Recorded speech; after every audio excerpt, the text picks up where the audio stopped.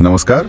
आज हम एक छोटी सी लेकिन बहुत असरदार हिंदी हॉरर कहानी पर बात करेंगे। नाम है दीवार के पार की आवाज। जी, कहानी छोटी जरूर है पर इसमें डर के कई पहलू हैं। हमने इसे देखा है और आज इसी पर थोड़ी गहराई से बात करेंगे। हाँ, तो कहानी सीधी सी है। नीलम, उसका परिवार एक नए फ्लैट में शिफ्ट होते हैं। सब ठीक लगता है, पर एक गड़बड़ है।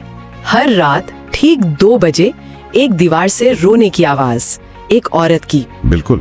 और जो सबसे अजीब बात है वो ये कि जब नीलम पता करती है, हाँ, तो मालूम होता है कि उस दीवार के दूसरी तरफ कोई फ्लैट या कमरा है ही नहीं, सिर्फ सीढ़ियों के पास की खाली जगह है। यही तो पहली कील है। मतलब आवाज आ कहां से रही है, ये चीज दिमाग में अटक जाती है।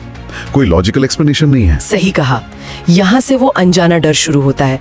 आपको पता नहीं कि स्रोत क्या है, क्यों है, बस वो आवाज है जो नहीं होनी चाहिए। फिर नीलम अगली रात हिम्मत करती है। वो दीवार से कान लगाकर सुनने की कोशिश करती है और बस वही कहानी एकदम पलट जाती है। जैसे ही वो कान लगाती है, एक जोर की चीख। उफ। और सिर्फ चीख नहीं, दीवार पर एक साया भी उभरता है, एक औरत का। हाँ, और उस साये के गले पर फांसी जैसा गहरा निशान।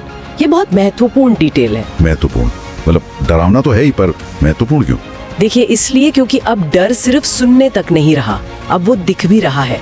और सिर्फ दिख नहीं रहा, वो अपने साथ एक कहानी ला रहा है, वो फांसी का निशान। अच्छा, मतलब वो सिर्फ एक रैंडम भूतिया आवाज नहीं है। नहीं, वो निशान बताता है कि यहाँ कुछ हिंसक हुआ था, कोई दर्दनाक मौत।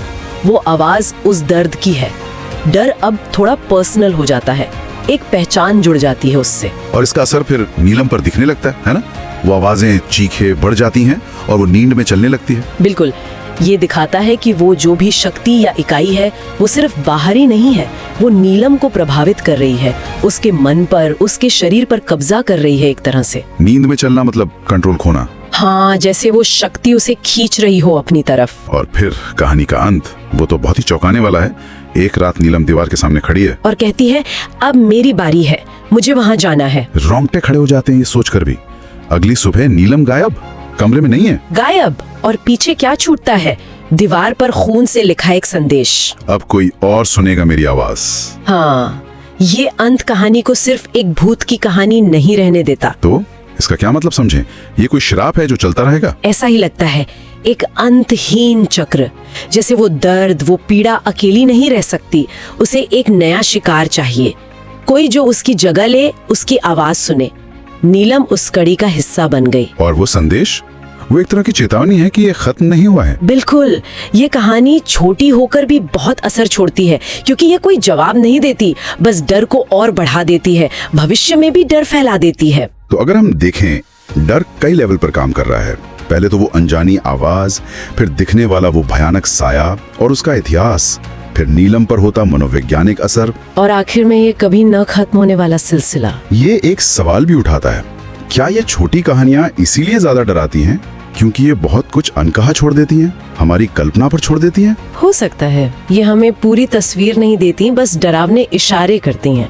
और शायद डर इस बात का भी है कि घर जो सबसे सुरक्षित जगह मानी जाती है, वही महफूज नहीं है। खतरा दीवार के उस पार से आ रहा है। सही बात।